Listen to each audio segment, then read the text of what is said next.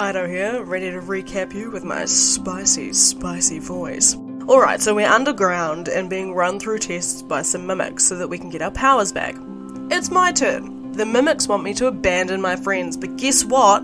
I'm way too cool for that, and obviously I passed the test with flying colours. But then, it was Frankie's test, and it was super traumatic for the sweet boy, but he absolutely smashed it, because he's amazing. And also very cute. Finally, it was Flynn's turn, and guess what? His test was playing out the whole time we were down here. He sailed through his test of integrity because he was helping us the whole way because he's our sweet, helpful boy and we love him. And with that, we totally slay the tests.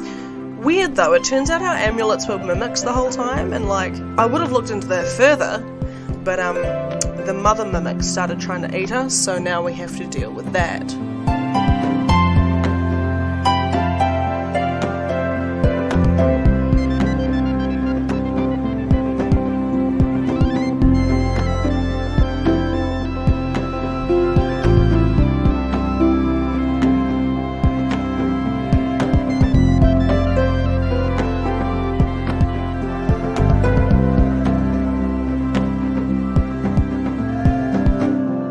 Everybody, and welcome to the terrible adventures of the Janice and Rufus Parchment Company. We are rounding out to Domain of the Ordinary Part 6 now.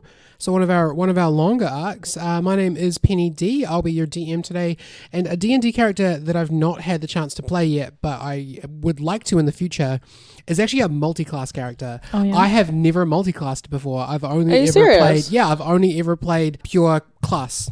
With pure class, and so I think in the future I would like to actually look into how the characters combine with each other and test out a level dip and kind of see how they work, because I've played with a lot of people who have played multi-class characters before, but I've never mixed the classes, so not exactly the trivia that we're looking for, but I think that's still a good answer. Yeah. I think it's a good answer.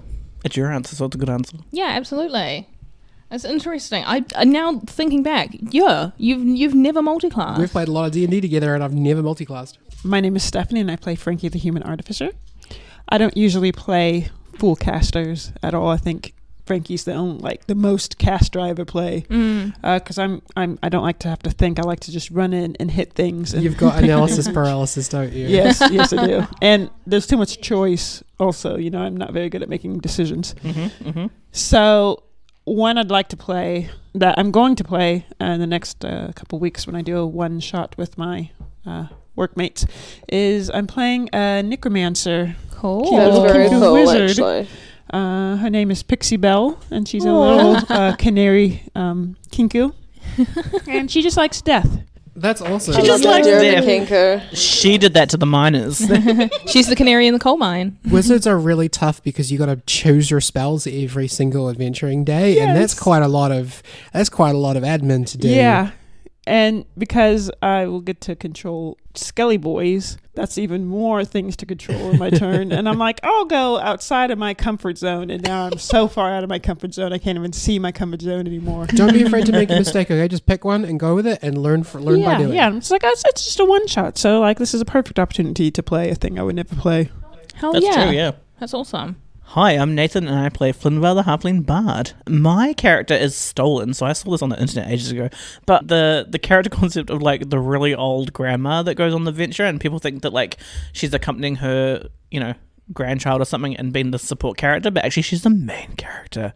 Hell and she's yeah. so sassy and old and has little knitting needles that she stabs people with. Yes. And I just want to play it because I want to do the granny voice. I have played a grandma before, and I'll tell you, they're very rewarding to play. I played a grandma lizard folk character, and she was, it was great. Yeah, I definitely want a character that has a defining voice too, because even with Flynnvar, I forget. And I'm just it's actually just me pitching forward. It's half Nate in real life. But yeah.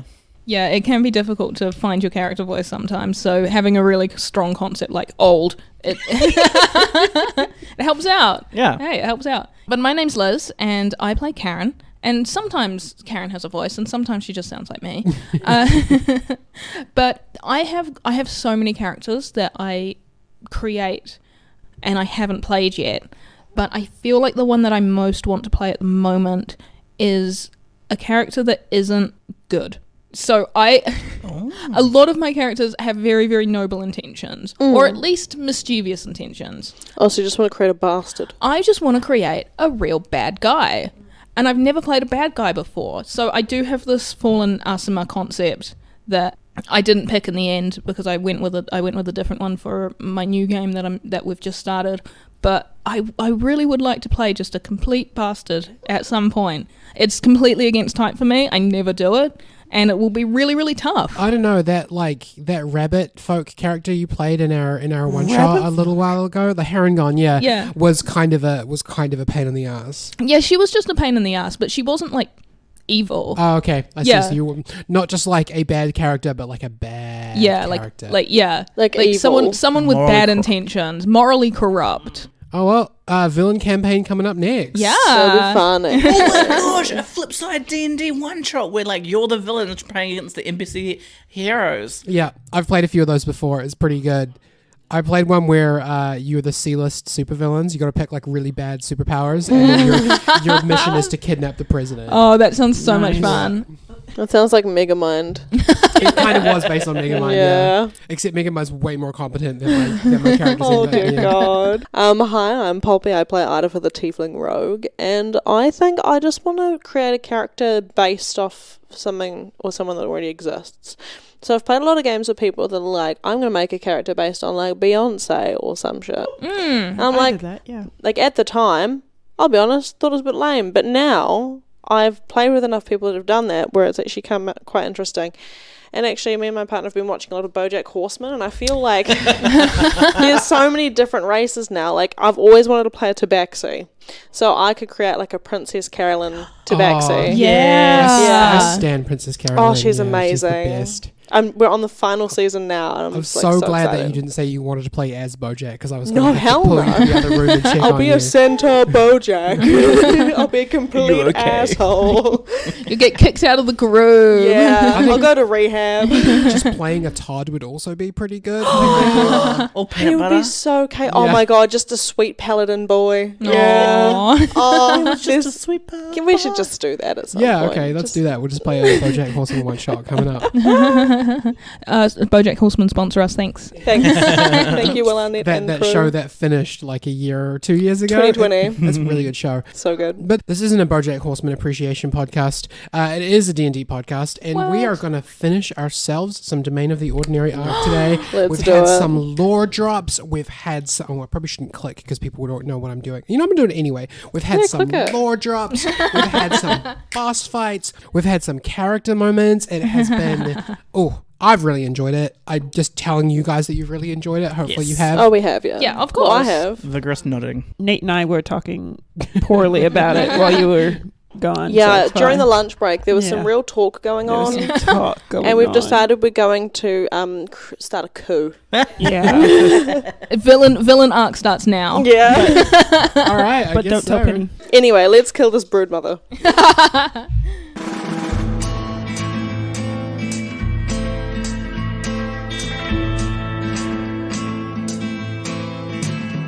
You guys are in the grotto. It is a semicircular cave room, very, very high ceiling. You've got your chimes hanging from the ceiling on the circular side. You've got your big mural of a tree, apple tree, on the flat side. And in the center of the room, which was posing as one of the white doors, is the Broodmother. A white-grey mimic, much larger than any of the other mimics that you saw, who is currently engulfing Karen and that's trying to, hopefully, not going to consume her. You How look cool is so the- pleased when you said that. So I Yeah. feel like you actually do want that to happen, You guys are my heroes. I'm, Aw, always, Penny. I'm always on your team. except for when you're on the Broodmother's team. The Broodmother just had their turn, so Frankie, you are up.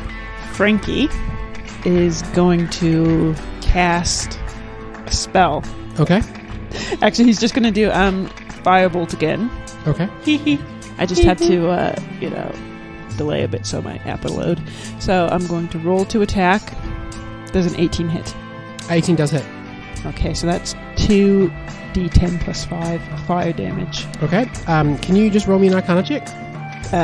12 plus 8.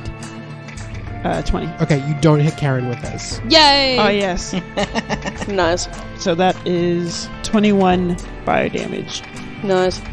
You blast your fire through, and it does burn away like a good chunk, like a really good chunk of the Broodmother's mass. She's probably lost a quarter of her total mass now after all the fire you guys have been throwing at her. Nice. Would you like to do anything else with your turn? Yes, so how far away is Ido from me? Ido backed up 45 feet towards the stairs, and I believe you are by the busts, so 65 feet is how far away from you he is. And I didn't move this turn, so I still have movement? Yes, you do.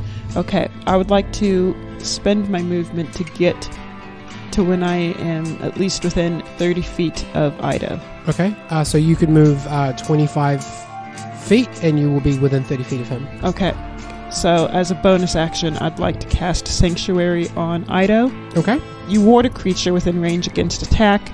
Until the spell ends, any creature who targets the warded creature with an attack or harmful spell must make a Wisdom saving throw on a failed save. This is what the the Drider used against you guys, right? You got to roll a Wisdom throw to get an attack through. Yeah. Yes. Cool. So that's what I cast as a bonus action. But it also does cancel if Idafer makes an attack. Is that right? Or is it if you make an attack? If the warded creature makes an attack, cast a spell that affects an enemy or deals damage to another creature, the spell ends. Yeah. So you're protected as long as you don't attack. Shit. I mean, you could attack, but I'm just thinking, maybe it might protect you. Time. Yeah. And Sanctuary was a bonus action. Yes, it's a bonus action. And make sure that you mark your Electrum for that. Mm-hmm. Cool. Anything else you'd like to do with your turn? No. Okay. Will Sanctuary have verbal components at all? It does, yes. So can you roll me an Arcana check real quick just to make sure that your verbal components can overcome the chime noise? That is a 24. Yeah, that's fine. That is perfectly fine. There you go. Being good at magic also makes you a lot louder than a big chime. I'm very loud. Okay, Idafer, you're up. Okay. I want to do an attack. Oh, I actually didn't think of that. No. That's cool. It's cool. You can pull me out instead. I'm 45 feet away. Oh, try and make the chime stop chiming instead. So is it just one of the crystals chiming, or is it all of them? So the crystals are what is causing the light in the room. The chimes are big metal, hollow metal cylinders that are hanging from the ceiling. There's 4 of them, and one of them's broken. How far up are they? Or how far what would I have to reach to touch them? You would probably need to get reach 20 feet up to touch one. They're hanging from the ceiling. The roof is very, very high, and they come almost all the way to the ground. So let's say 20 feet up to touch the one that is ringing. Okay. So there's only one ringing. At the moment, yes. I think I will just attack, because I think that's going to be the most useful thing I can do right now. Okay, cool. So you break Sanctuary, and you're going to use your short bow to attack. Yes. Cool. Yep. Go ahead and roll me an attack roll. 23. 23. Does hit, yep. Because the door is engulfing Karen, and I guess focusing on that, do I get sneak attack? Or, no, actually I can remain motionless anyway and get advantage as a... Okay, so you can have sneak attack, assuming that you use steady aim. I was going to rule no, because Karen's not adjacent to it, she's inside of it. And I also ruled before that it has eyes on every side, so I was going to say no. It's all good, I got my thing. Alright, that was short bow, so... Oh, that looks good, actually. So that is 12, 15, 18 piercing damage. Yeah, so it has resistance to piercing damage, so that's going to bring it down to 9. Okay. That is fine. Is there anything else that you would like to do with your turn? And I'll say because you rolled really well, that you don't hit Karen with the wicked. Yeah, I was going to ask about that. Thank you. But I think yes. Yeah. I'm just cool. Just there. Yeah, I'm just there. So you're done? Yeah. All right. That is the end of the round, so we're back to the lair action. So the chime of the first chime finally fades out, and the second chime now goes bong, and all of your any of you who are holding weapons can feel them vibrating from the sound. So for the next round, anyone who wants to use a weapon attack is going to have disadvantage. How will the chimes strapped to the, like, what's holding them up? It's really, really high. It's like 100 feet up. So you really can't see the roof very well. But if you wanted to fly all the way up there, then you could probably figure out more. But you're going to guess that it's probably a metal cable or something that's tethering them to the ceiling. Okay. Interesting. Idafa, who is right there, roll me a perception check. Okay. That is a 25. You notice something. Up on the chimes is a familiar, annoying little tumor-covered, little dark, scrabbly little thing. The judge is actually the one who is ringing the chimes. Can I yell up at him and say, "You little shit"? And you actually further notice that as each one of them goes off, the air in the room is getting a little bit more full of energy. Okay, that was the Lear's turn. That was the lair action. It is going to use a legendary action now. It's going to use spawn again. So it is going to spit out 2 more spawns next to itself, just within 5 feet of itself. Both of them on the same side. Now it's Flynn's turn. Cool. How tall is Mama Mimic? The Broodmother? Yeah. It's probably about 15 feet tall. It was 20 feet tall, but it's lost a bit of its mass, so it's not as big now. Okay, so Flynnwa is going to cast Fireball, centering the... I'm trying to If go... you hit the Broodmother, you're hitting Karen with this. There's no... Yeah. It's fine. getting It's around. fine. Yeah, It's I'm fine. just trying to go over the heads of the others. I've come to terms with burning Karen a little bit. I heal you, girl. It's fine. It's fine. Okay. I tank it. We all can heal her. We just realized. Yeah. We'll just vigorously lay hands on her. Okay, so the Broodmother's going to roll a dexterity saving throw. Karen, you're going to roll a dexterity saving throw, but because you're entirely golfed, you're going to have disadvantage. Disadvantage. Yes, I thought so. Do you still have your inspiration die? Yeah, I do. Oh, What is the DC for this? 15. I rolled a natural 20 for the Broodmother. Just want to make sure. That's right, you still take half but only damage. +1. So so go ahead and roll your fireball damage. Karen, did you pass or fail? I rolled a 10, and because it's and I don't feel like I want to use the inspiration, just because, So I fail. Yeah. Okay, so roll your what is it? 8d6 fire damage. Yeah, I don't want to cast it. 30 damage? 30 damage. So she's going to take 15. And she loses another quarter of her mass. So she's only 10 feet tall now. Mm-hmm. And I take 30 damage. Unless you have a way to resist it. Okay, yeah, you take 30 damage. I didn't take bear, took tiger. Cool. Sorry. Yep. Sorry for burn. Karen, It's okay. do you have anything else you want to do with your turn, Flynn? No. Okay. Karen, it is now your turn. Okay. To start your turn, can you please roll a Constitution saving throw? That's a 19 plus 6, a 25. Cool. So you're going to take half acid damage from this. Oh, rolled pretty low. 8 acid damage Oof. from being inside of the Broodmother. Okay. Now, what do I need to do to get out? You're still grappled, Okay. so you would need to make a grapple check. Okay. I would like to make a grapple check. Cool. Again, you're going to have disadvantage on this, so it just cancels out the advantage that you have for being raging. Yeah. But she does burn another electrum to keep raging. Cool. That's an athletics. Athletics, yeah. I'm going to use my 1d8. Okay, fair enough. Yes. 22. Yeah, 22 does pass. Woo! So with all the fire that's being shot around and the fact that she is kind of recovering from being hit by the fireball, you do actually manage to get out. Can you just roll, because you're coming out blind and there are 2 smaller mimics right next to her on the same side. Could you please roll me a D8? And if you roll a 1 or a 2, you're going to land on one of the mimics and be grappled. Oh no. That is a 3 though. So Okay, cool. Phew. You come out and one of the little mimics is right there next to you, but you don't land on it. Wonderful. Cool. Is there anything else you'd like to do with your turn? Okay, that was my action. I feel like if I move away from it, it's gonna come back towards me and try to engulf me again. But then again, I do have... Can I see the judge? Idafa only noticed it because he was close to it. You wouldn't even have any reason to look over there He now. yelled out about it on it because you're inside. Yeah, I was inside. I couldn't hear shit. Yeah. Yeah, I am just going to move away from her again. Cool. My full You're gonna movement. take attack of opportunity. 35 feet of movement. 15 plus 5, 20 to hit. Sure does. Cool, and that is 4d8. So that's going to be 8 piercing damage, and ooh, that's pretty bad. 13 acid damage. 4 piercing damage because I'm raging. That's fine. And then what was the acid? 13 acid damage.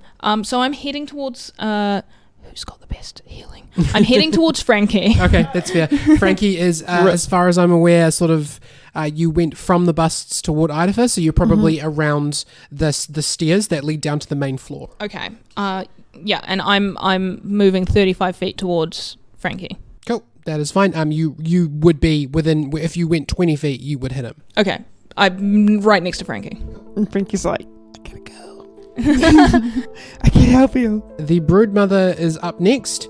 She is going to reabsorb the 2 small mimics that she created, healing herself for 10 damage. And then she is going to move towards Frankie and Karen. So she's going to move the full 25 feet towards you. And both of you... Did I have you roll a save to be engulfed?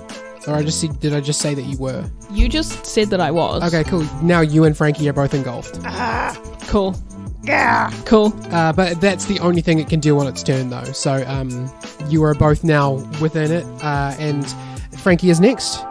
Frankie, I need you to roll a Constitution saving throw. Okay. Constitution. That is a 23. Yeah, that's fine. So 23 passes, so you're going to take half damage. 21. So you're going to take 10 acid damage from being engulfed.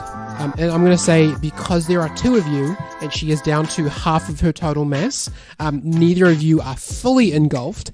So you're kind of like within her, but your like arms and face and stuff can be outside of her. If it was just one of you, she'd be able to fully engulf you, but just this is the 2 of you. So I'm going to say, if you want to do stuff that requires verbal components or like semantic components, that you are able to do that. Because I'm not unfair. I have to put like a real challenge to you guys being such a high level, but I don't want to like... There's no point to a TPK, right? But there might be a point to killing one character. No, we did that already. It didn't stick. What do you got for us, Frankie? I had so many other plans. I'm sorry, Frankie. Cool. I needed healing. I'm out of 77. I'm feeling like about a 12. Oh. I guess I'll heal. But I did have a question first. If I was to say cast levitate on someone who was partly engulfed, could levitate potentially levitate you out? Again, levitate is just weightlessness. It's not anti-gravity. Yes, that's right. So I don't think that, for example, a balloon would have the like force behind it to break the like mimic stickiness. In theory, if you cast levitate, you would lose more grappling because once you're out, you could use it to get off the ground, so it shows you have a harder time getting to you. But I don't think that a balloon would let you get, because there's no force behind it, right? It's just weightlessness. Yeah, it rises vertically up, remaining suspended there. So it is weightlessness, but you're also physically moving as well.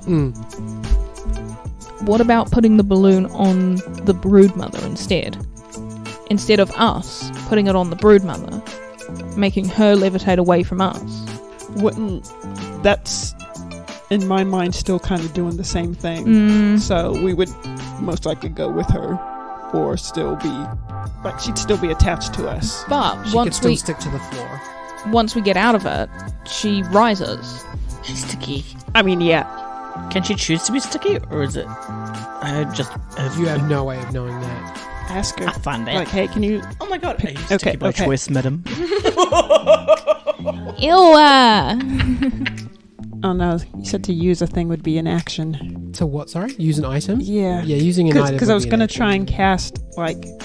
I could also cast heat metal. And I'm like, I'm partly inside of her. What if I cast heat metal? But then also, wouldn't that just hurt me also? Yeah, it would hurt you also, but it would also hurt You know her. what? You know what? I'm going to first bonus action use my last level 1 spell slot and cast Healing Word on Karen. Yep. I was like, Liz, nope, Karen. Karen. Okay. Because that's my only bonus action. And you have some bonuses for healing as well, right? Yes, I do. So I'm going to cast Healing Word and give you, unfortunately, it is only 9. That's better than nothing, points. baby. I'd be like, feel better, Karen? She's still kind of spluttering. She's got goo in her lungs.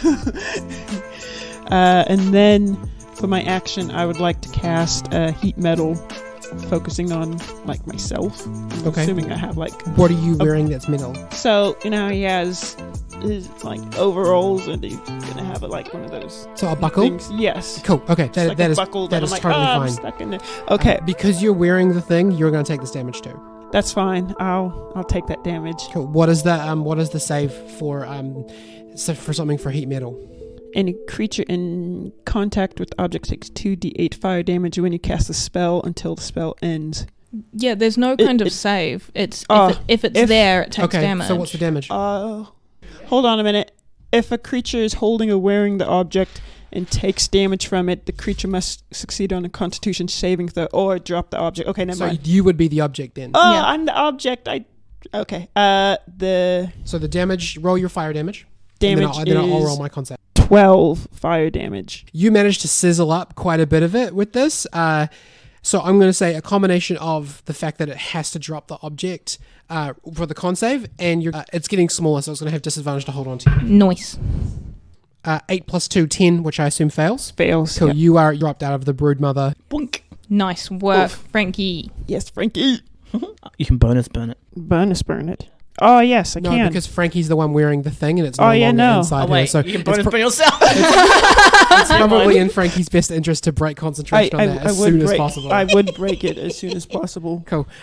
You are within melee range, so it spat you out, but you are now out of the Broodmother. Yes. Oh, wait, is it my turn? That was your turn. Do I still have movement, though? Yes, you do. Can I roll away? Yeah, it's going to take attack of opportunity That's against fine. I don't mind. 14 plus 5, 19. Okay, I do mind a little bit, yeah. But that's fine. Going to take a bite attack against you. That is 6 piercing damage and 12 acid damage. So 18 in total. Yeah, okay. I'm minding a little bit, but that's fine. I'll just roll away. Okay. That's fine. It's now used its reaction. It is going to... It doesn't have any of those left. Idafer, you're up. Okay, Ida's going to hurl a fire bolt at the tumor guy. Oh, or the nice. judge, sorry. So yeah, roll to hit. Alright. Burn, baby, burn. Disco Inferno. You're gonna give him some more boils. Well, I'm assuming that because fire hurts the mimics, that'll probably hurt him. So we will see. Fire hurts everybody. Oh yeah, because he was the same black sinky guy. How about we just skip my turn? Oh no! get? What'd A you? natural one. Oh. Okay. You are kind of disoriented by the loud ringing in your ears and the vibrating air, and so you shoot wide. You miss the judge, and now the judge is aware that you are targeting him. Yay. Oh, Ida. I think Ida's just going to fall over. Don't give up, Idafer. Don't give up, Ida. Don't give up. Like a Don't give natural up. one, you should never give up after a natural one. That's all. Do you have any bonus actions or movement that you'd like to use? No, I'm okay, thanks. Okay. Top of the round, it is the lair action. Idafer, you're going to see the judge stretch his body from the gong that he's on across to the third one. The weapon thing is no longer in play. He's going to ring the third gong and it's going bong, and Electrum is now destabilized. So any magic effects that you want to use that require you to spend Electrum are going to have disadvantage on them. Next up, Flynn. Thanks for that. But you've got your weapons back and you make sound again.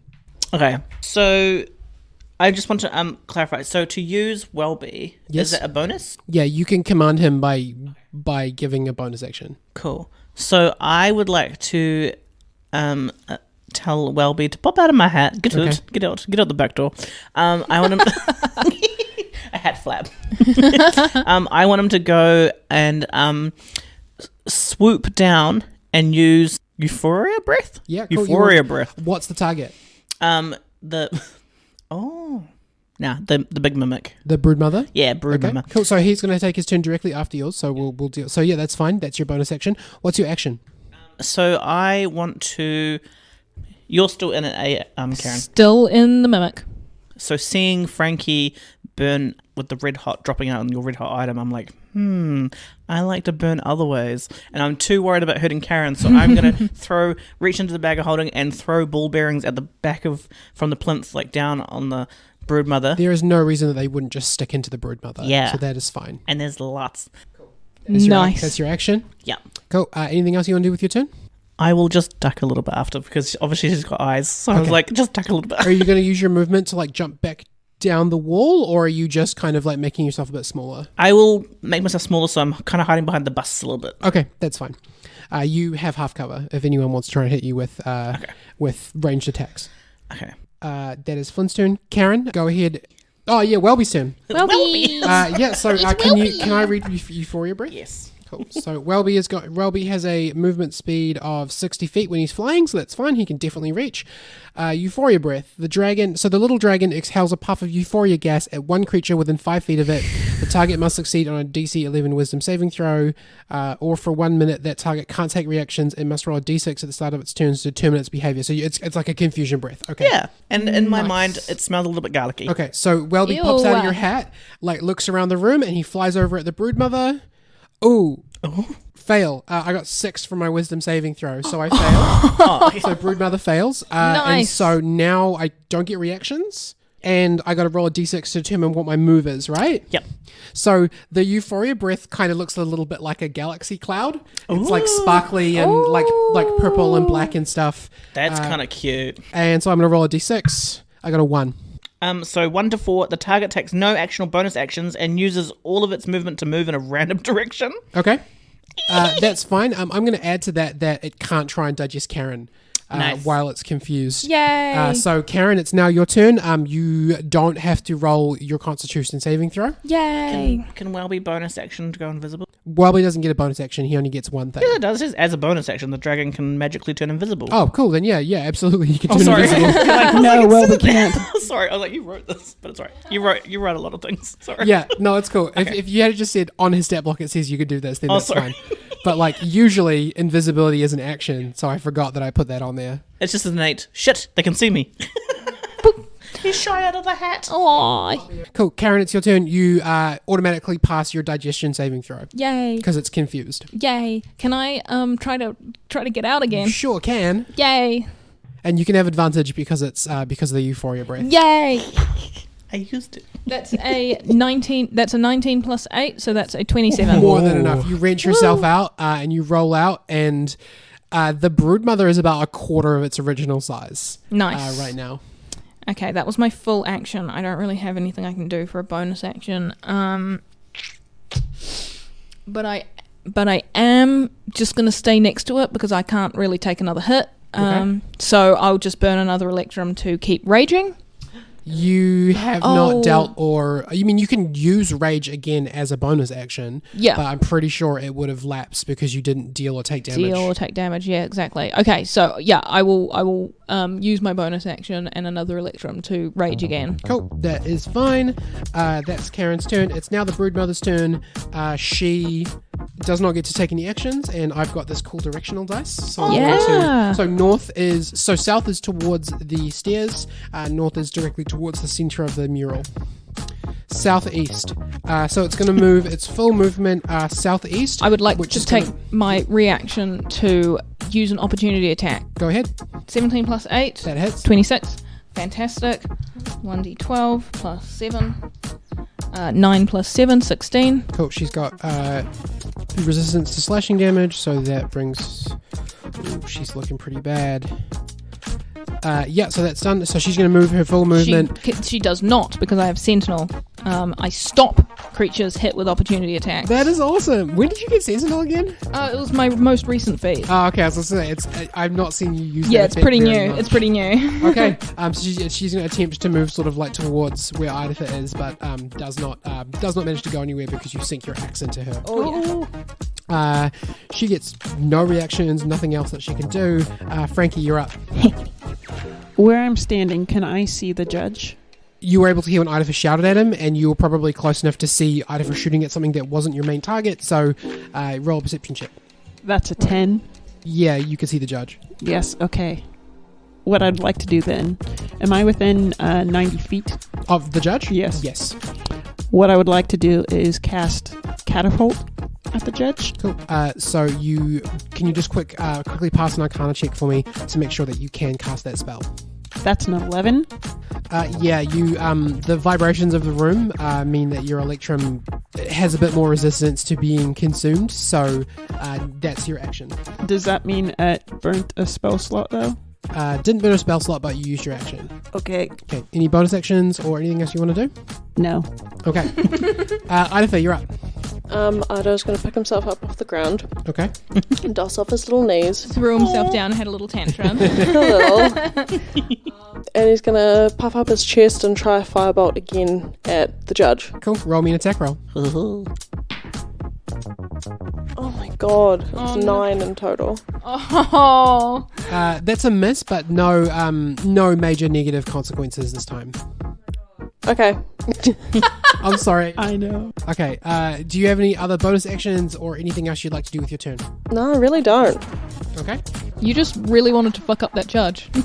Yes. Oh, yeah. That is the end of the round, which brings us to the top of the round, which is the lair action. The judge is going to, sloop his way up towards the top and then jump over to the broken chime. And this time when it goes off, you hear ka-tang! It's like a really unpleasant broken sound. And above your heads, something starts to happen. It's like this weird broken magic effect is starting to form itself over all of your heads, taking up the entire width of the roof. I want everybody to roll me a perception check. Frankie, you get advantage. Karen got a natural 1, so she doesn't know what the fuck's going on. Ido got a 21. Flynn got a 24. Frankie got a 15. Idafer and Flynn, it's really hard to tell because it kind of looks like a weird, busted up, glitchy cloud is appearing. But it also feels like you guys have seen portals before. Yeah. And you kind of know what you're looking at here. On the other side, you think you can see a tree. Oh. Like a really big, odd tree. Does it look like an apple tree? It's so hard to tell. You've got you can see green, you can see brown. I can see blue. You don't see any apples, but on the other side of this broken thing that's happening, you can definitely sort of make out a tree. Ooh. Flynn's gonna be like, I think the roof is the mural. I think the roof is the mural. The mural land. Portal. At least it's not a gas cloud. At least it's not a gas cloud, you're right. I don't want to jinx it. Okay, Flynn, you're up. Ooh, okay. I thought it was... Oh, yeah, that was the lair action. Okay. So, Flynn is going to cast Heat Metal on the ball bearings conveniently stuck to the back of the mimic. Okay. So it uses Electrum. What do I have to do? So that round is now over, so you are fine. So you can go ahead and just write your Electrum off and just do the damage. So just roll me your damage. Yeah. 10 damage. 10 fire damage. The spell Heat Metal says you select one manufactured item. So one of these ball bearings starts to glow red hot and sizzle the Broodmother away. She is now the size of one of the small mimics that you saw upstairs, one of the really little tiny guys. And she seems really panicked. And if you were to ask her, how much HP do you have? She would say, I only have 1 HP. Shit. Did the ball bearing drop out of her? Yeah, she would have been forced to... Oh, it's a Constitution saving throw, right? Or do you just have to drop it? If a creature is holding or wearing the object and takes the damage from it, a creature must succeed on a Constitution saving throw or drop the object if it can. Okay, so it's going to stop sticking itself to the red hot ball bearing since it's able to. That is fine. It is now very, very small. It could not engulf any of you if it wanted to. Karen, you're up. Good. I would like to attack, please. Okay, roll me an attack roll. I'd like to attack this bastard who nearly killed me, please. My first attack with my axe. That's 16 to hit. 16 does hit. Fantastic. I would like to use the Temperate Great Axe with the... Whoa! Hold on. We're so tired. We're just throwing shit around. Throwing shit around. I'd like to use the Temperate Great Axe with the fire on it. Yeah. So Karen brings it around in a huge it only arc. has 1 HP, so you're going to kill it no matter what. But go ahead and roll me the damage. Yeah, but I want to use the fire. Okay, go ahead. Are you wearing high heels? What? Karen? Yeah. Always. Have you considered just stepping on it? Oh my god. Karen's actually got the heels, so she might actually make it better. Make by it better. stepping on Oh my No, I God. definitely don't want to do that. Jeez. So that is 2 slashing damage down to 1, Okay. but also 2 fire damage. Okay. How do you want to do this? How big is the Broodmother at the moment? She would be probably the size of a small puppy. Okay. I want to Don't swing... tell us it's like a puppy when we're about to kill it. She would be the size of a small pollution. Thank you. That's much better. Thank you, much better.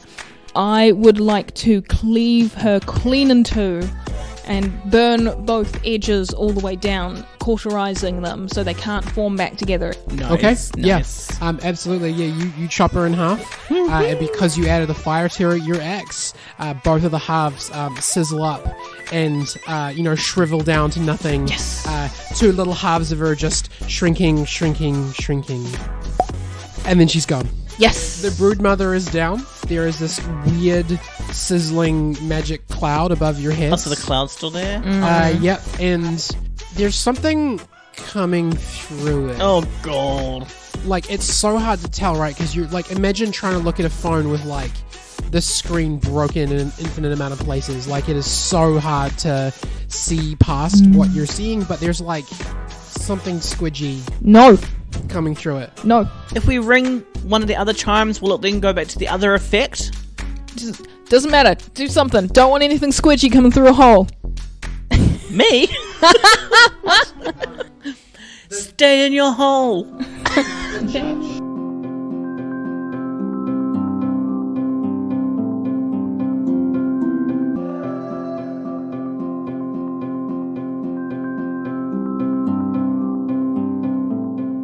Kia ora, Penny here. Here we are, wrapping up the Domain of the Ordinary arc. I hope you've enjoyed the twists, turns, and lore drops. I talked last episode about the Yes and Charity Stream, a New Zealand D&D live stream we put on to raise money for good causes. And as of the beginning of April, we are now accepting applications for players, DMs, and backstage crew to participate in August's show. If you're a New Zealander of any description and you would like to be involved in our efforts to raise $20,000 for the Cancer Society, please send an email to yesandcharitystream@gmail.com. You'll get an automatic response straight away. Just have a read and follow the instructions to apply. I hope a few JBPC fans might choose to join the show this year. Applications close on the 30th of April, so get in now while you can. Thank you to our JBPC patrons for your support of the show. James Courtwright, Samsara, Waffles, Claire McDonald, Jules Bergesser, Violet, Shabna Lee, Alex Moore, London Hood, Jesse Wesson, Disturbed1NZ, Andrew Evans, Luna Chris, and William Evans. This week we posted some sweet bonus audio about my horrible attempts to get that pop noise from the Broodmother right, and as my thanks to you all, you now get access to that truly terrible bit of content.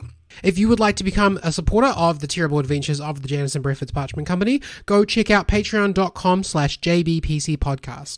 There are multiple tiers with lots of different rewards you can unlock, and I've been making more of an effort to post exclusive content over there. At the moment, the content is stuff we recorded but couldn't put in the public release. Think JBPC After Dark and Blooper Reel. Music credits thanks to Diala for All That I Am, Quinsas Moria for Fun Kid, Anno Domini Beats for Illusions, Half.Cool for Sharp Edges and Will to Power, Track Tribe for Silver Waves, and Telecasted for Spirit Riders. As always, our social media pages are facebook.com/Janice and Breford's podcast and at JBPC Podcast on Twitter.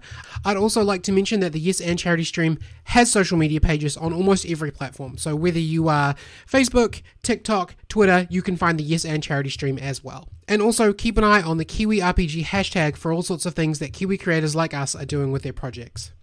We're not doing a Smoko episode this arc, so the first episode of our next arc, Hearth and Wellbeing, will be released in 2 weeks on April the 16th. This coming arc has been one of my absolute favourites. I'm so excited for you to hear it. I think that's enough from me. Back to the show.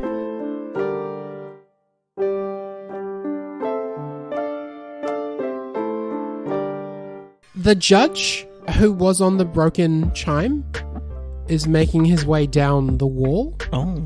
And when he gets to the bottom, he forms into the little tumor person again. And he kind of looks at you all like stunned and wide-eyed. And he says, "You're not ordinary." We are not ordinary, we are worthy. And we have killed your mother.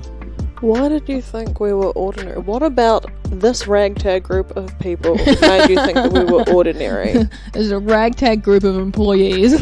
Are you worthy? Ask Well, the amulets. obviously. We've always been worthy. And then he walks up to you and he sinks down to one knee. And he says, "My lords, my apologies. I did not see who you were." Okay. Well, I'm very uncomfortable with people kneeling. So come back up again. Don't call me a lord again. But Lordess. good to meet you, Judge. Okay, what's happening with the roof? And does it need to be fixed?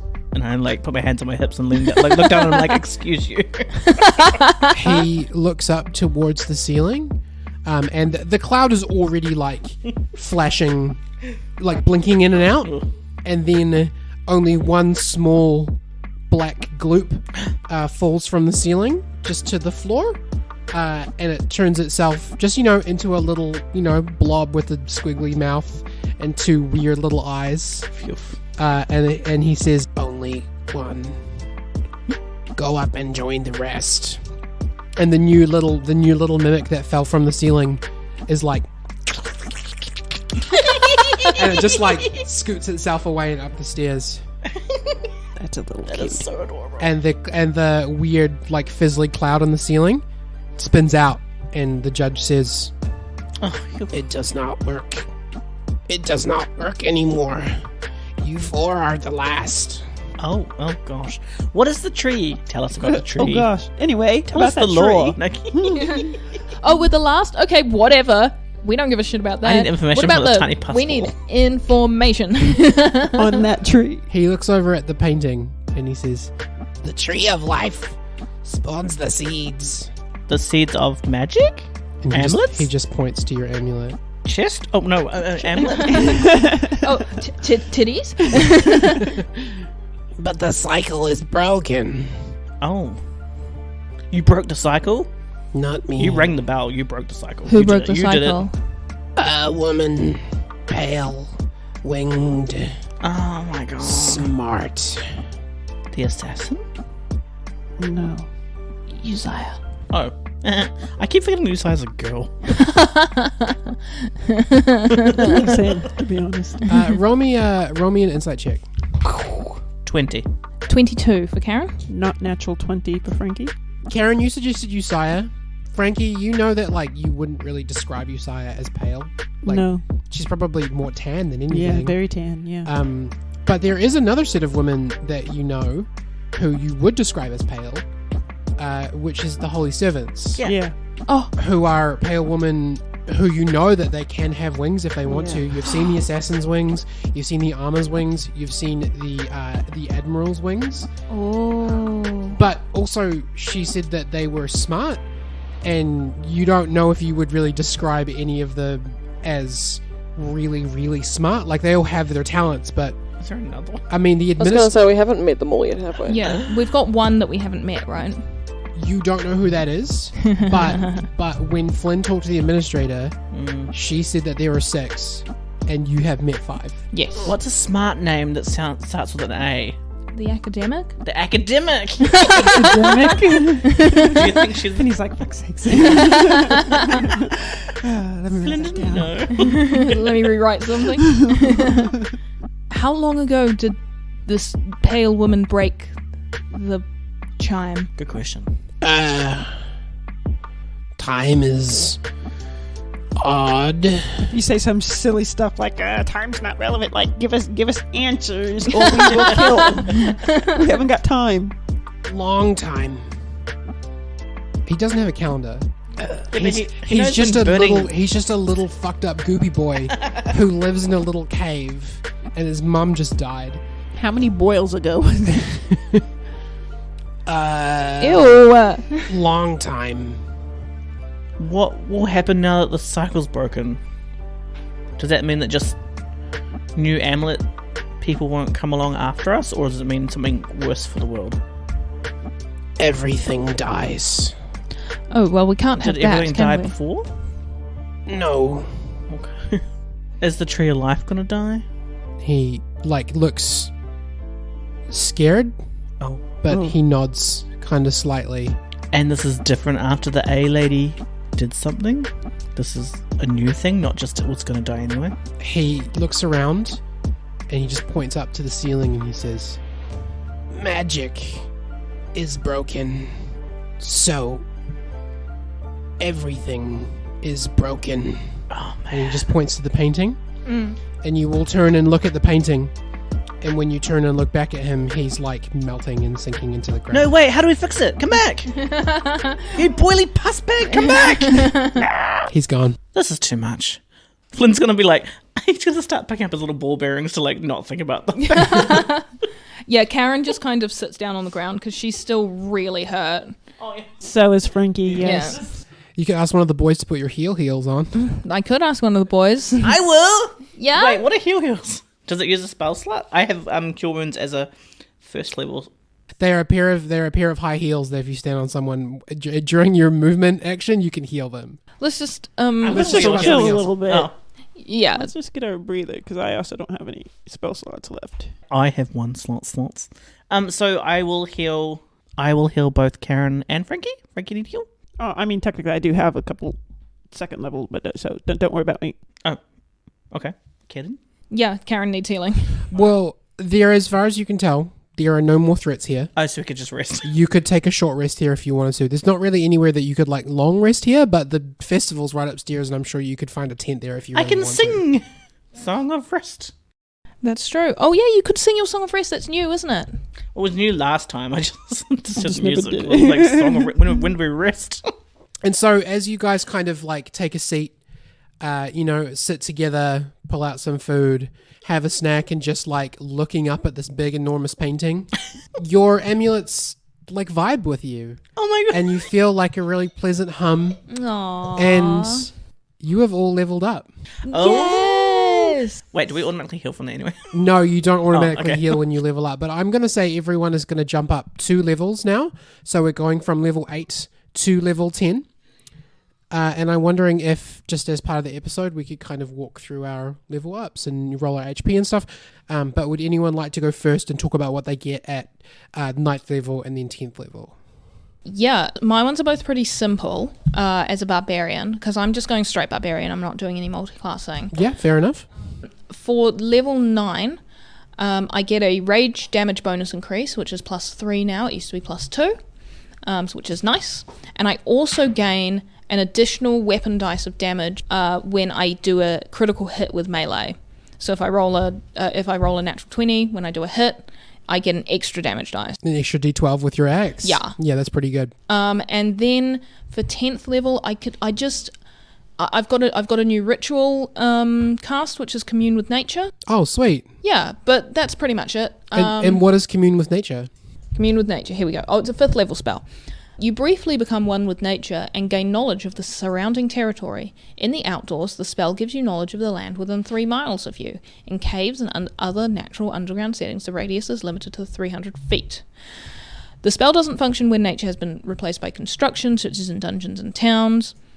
You instantly gain knowledge of up to 3 facts of your choice about any of the following subjects: terrain and bodies of water, prevailing plants, animals, minerals, or people, powerful celestials, fae, fiends, elementals or undead, influence from other planes of existence, or buildings.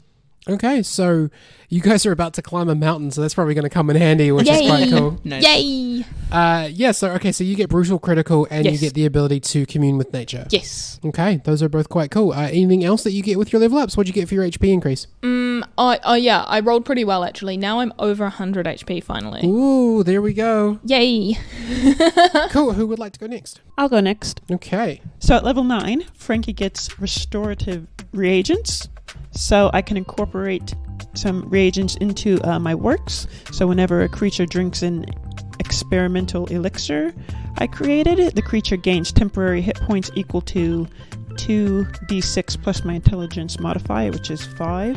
Nice. And I could also cast Lesser Restoration without expending a spell slot or having it prepared, as long as I use my alchemist supplies as the spellcasting focus, which I always do. and I could do that 5 times. Hell yeah. That's awesome. That's really good. Yeah. And lesser restoration, let's have a look. Ends a disease or a condition that can be blinded, deafened, paralyzed, or poisoned. So, pretty cool. Nice That is little pretty update cool. there.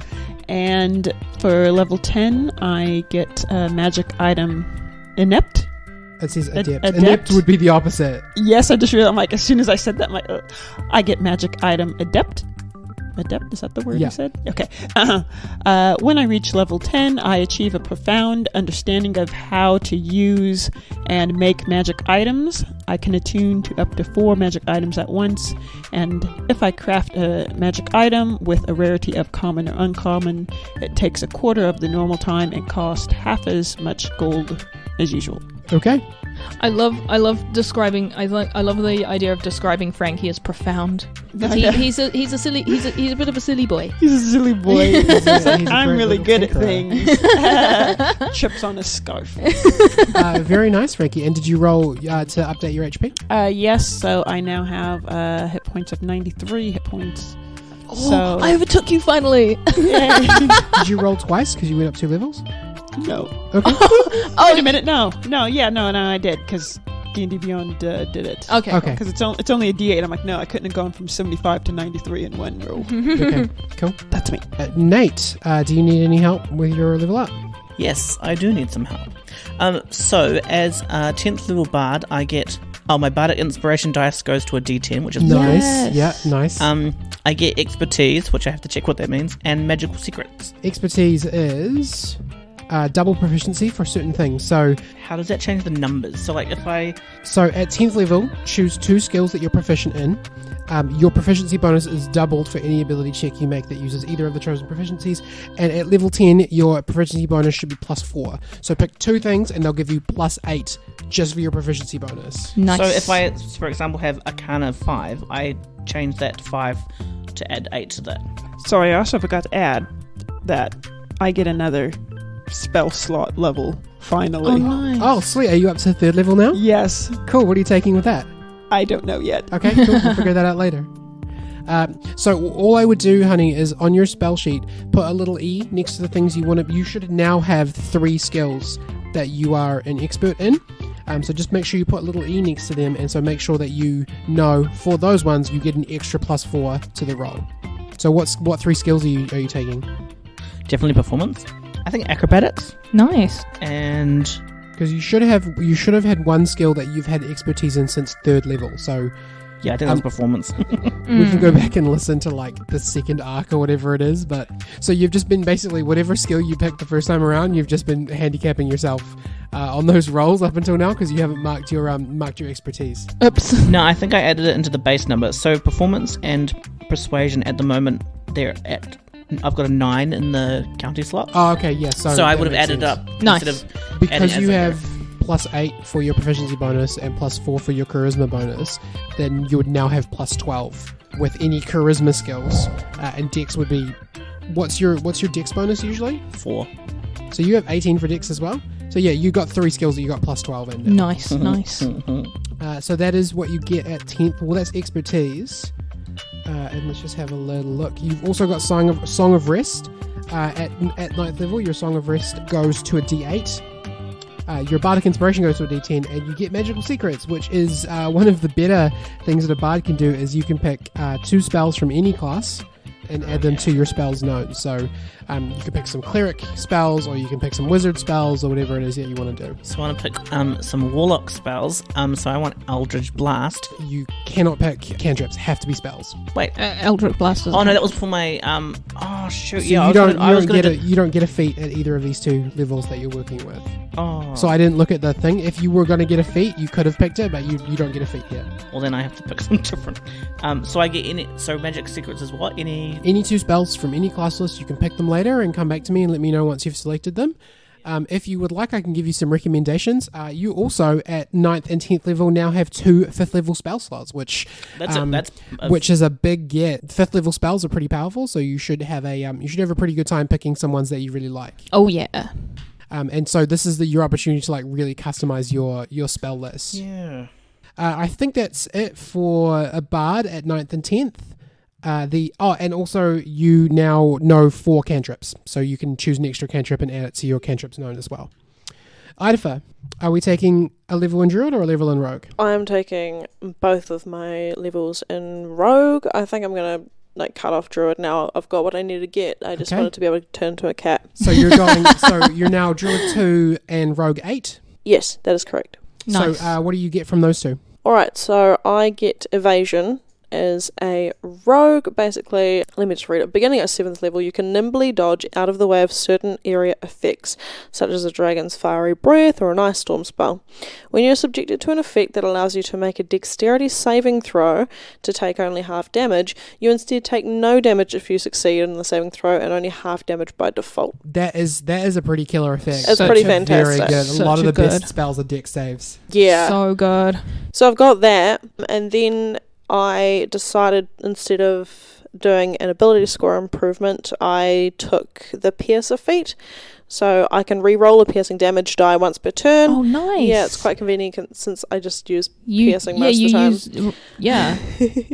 And then it says gain a die of damage when you critically pierce. And +1 to either strength or dex. So I've added 1 to dex. But that's a great feat for Idafer. Well done. Yeah, I think it's Good pretty choice. spot on. Yeah, awesome.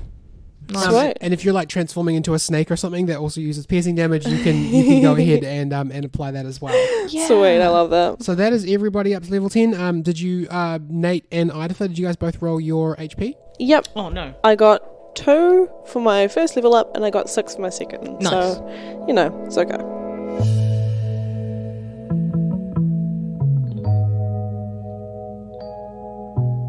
So are you guys taking a short rest down here? Yeah, absolutely we are. Okay, and would you like to roll hit dice to regain health? Oh, yes. I'm actually feeling okay. Not too bad. Frankie, roll me a history check. Oh shit. Okay. Hold on. Let me get out of that. So I was picking my 3rd level spell. Level up panic. Classic.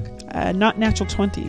Frankie, all this talk, you're just sitting during the short rest and you're looking up at this mural and you're thinking about what the judge said and you're thinking about the broken portal that isn't quite working right. And you remember that when you were falling through the plains, after you shot your red gun, after you saw the Uzziah flashback, you, as you were falling, passed some bubbles. One of them was like a world made of fire, one of them was a really whack-looking forest, and the third one was an enormous dying tree. I've seen a dying tree before when I died, but didn't die. Huh? It was in a bubble. Oh. Were there any other bubbles? Oh, there were several other bubbles. It was a whole thing. Huh. There was a world completely on fire. There was some other things, and there was a tree that was dead, but it was huge. It wasn't dead, it was dying. It was dying. Tomato. Yeah, it's all coming together, potentially. I feel like it's not coming together for me yet. I'm still very confused, but... Frankie is the meme with the lady and the maths symbols going across. He's Kronk. Oh yeah, it's all coming It's together. all coming together. Idafer, Flynn, Karen, do you guys have anything that you want to roll on? Anything you want to try and anything you want to try and achieve while you're doing your short rests? Can I do a history roll Okay. on big trees in mythology, pre-modern era history That stuff? one big Norse tree. The tree of life or whatever they call it. Yggdrasil. Yggdrasil, that's it. I was thinking, Ido was really upset with how badly he did those last 2 firebolts, so he's just gonna be chucking firebolts at the wall, man. At the mural or the other walls? Just the other walls, dirt walls, or mimic walls, what the fuck. Okay, roll me a couple of attack rolls. Alright, give me a second. I rolled an 18 on tree history. There's a lot of mythology involving sacred trees. They are, bringers of life and creators of food and everything. But this, you've not someone who spends a lot of time reading about mythology and ancient legends and stuff like that, unless I'm wrong. I mean, she has an interest in it, but only as it relates to dwarf culture. So yeah, the dwarves more worship, like the ground and the soil and the stones and the minerals as opposed to trees. Yes. So you're getting that, like, I can't tell you or anything that I haven't already told you. Okay. The painting and the tree that Frankie's talking about and the thing that the judge are talking about clearly seem to all be related to one another. But as for what's, like, beyond that, what's actually going past that, you are a bit stumped. Ha ha ha ha. Ha ha ha. Stumped. That was totally not on purpose. But I'm going to claim it anyway. I'm going Nice. to pretend that it was intentional. Hell yeah. Does anybody else want to ask any rolly questions about the tree? Or about anything, really. Or about anything, but maybe like an arcana roll. Or maybe like a religion or something. It just... You know, I've already done my roll, but if anybody else wants to do that, that would be great. What did you get for your attack rolls, Annika? He rolled a... What's that? 13. You rolled a 16, and then you rolled a natural 20. Okay. So You're just shooting slowly them at a getting rock better. wall, right? Yeah. You do a couple of firebolts, and you feel a little rusty, and you're trying to do, like, cool, flashy moves. You're getting a little bit frustrated, and on the third one, you just, like, get your finger guns perfect, and you just do an enormous blast of fire exactly where you wanted to hit, and I guess you feel a little bit better about the fact that, like, your aim's a little bit better on point now. Oh, Nice. good. Okay. That's good. I'm I sorry don't you needed didn't that. roll well. That's okay. So you guys spend your rest, you know, blasting the rocks and thinking about trees, and after a while you start to feel a little better, and there's really nowhere else to go here. The door wasn't real, so there's no portal to check. Can I pull out the compass Okay. to see where it points? Good boy for using the compass. Yay, finally. It's only taken how many arcs? The compass points south. Oh, south. Sweet. That might be the one at Ymir City then. Yeah. Potentially. We'll investigate later. I just wanted to just double check that it's not like, oh no, there's actually a second door There's here. actually one right here. And so, yeah, you grab your compass on the way out, and it points south, and you kind of let your friends know. Did you ever tell them about the one, like, what happened during your experience with the Murphy Smooch? I suppose you would have kept that to yourself, huh? Kept that to myself. Yeah. Frankie doesn't kiss and tell. And so you guys head back up to the surface, up the stairs. On the way through the second room, like the one where you did all your tests, there are no whispers.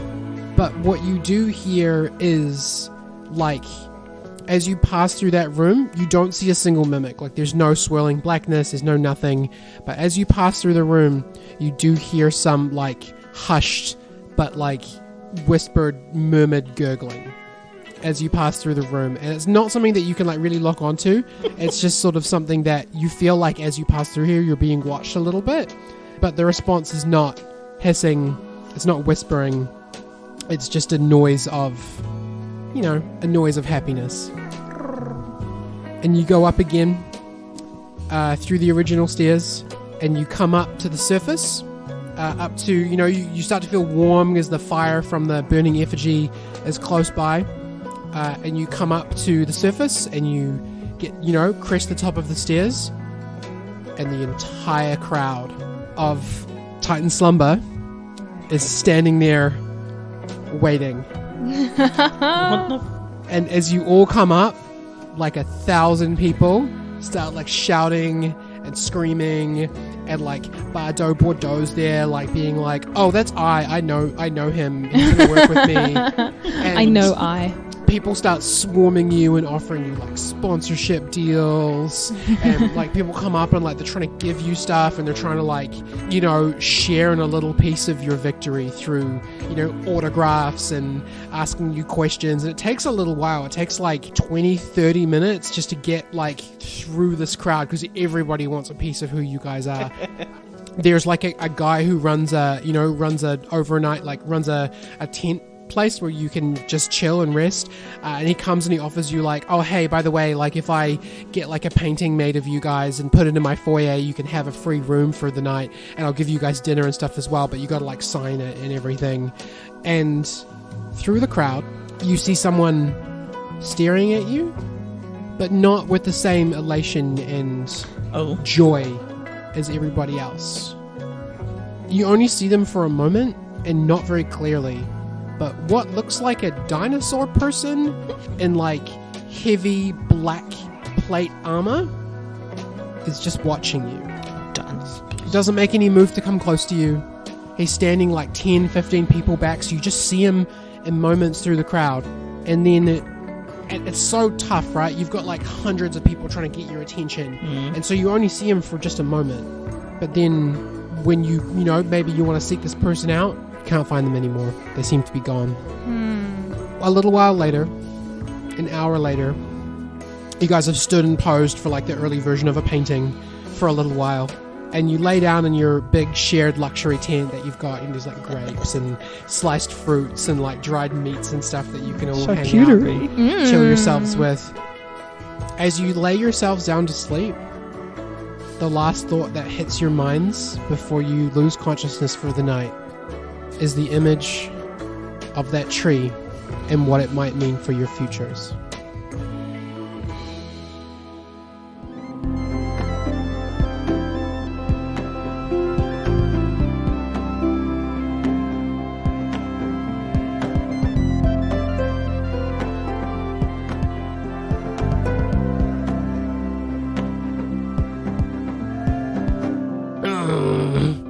They're gone.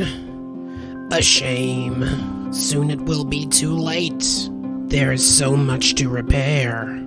Thank you for listening to the show, and for being here at the end. I will remember. You should too.